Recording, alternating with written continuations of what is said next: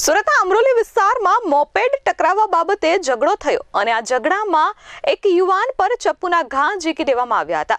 યુવાનની હાલત ગંભીર છે। પોલીસે 3 આરોપીઓની ધરપકડ કરી તેમને કાયદાનું ભાન કરાવ્યું છે। સુરતના અમરોલીમાં રજવાડી 4 રસ્તા પાસે મોપેડ ટકરાવવાના ઝઘડામાં યુવકને ઉપરા છાપરી છરીના ઘા ઝીકી હત્યાનો પ્રયાસ કરાયો હતો।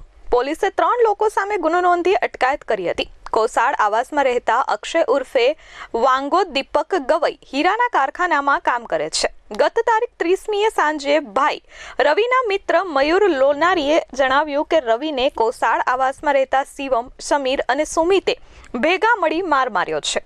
સમીરે છરીના ઘા ઝીકી દીધા છે, જેથી અમરોલી રજવાડી 4 રસ્તા પર પહોંચતા ત્યાં રવિ ઉર્ફે બાદશાહ લોહી લુહાણ હાલતમાં પડેલો જોવા મળ્યો હતો। તેને તાત્કાલિક સારવાર અર્થે કિરણ હોસ્પિટલ ખસેડાયો હતો, જ્યાં તેની હાલત ગંભીર હતી। પોલીસના જણાવ્યા પ્રમાણે મયુર અને રવિ રજવાડી 4 રસ્તાથી ચા પી ઘરે જવા નીકળ્યા હતા, ત્યારે શિવમ, સમીર અને સુમિત મોપેડ પર આવ્યા હતા અને તેઓની મોપેડ સાથે અથડાવી દીધી હતી।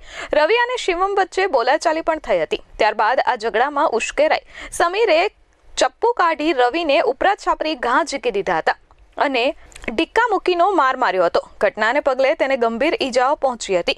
અમરોલી પોલીસે શિવમ ઉર્ફે કાલી કનોજિયા, સમીર અને સુમિત પાંડેની ધરપકડ કરી છે અને હત્યાની કોશિશનો ગુનો નોંધી કાયદાનું ભાન કરાવ્યું છે। Bureau report S24 news Surat.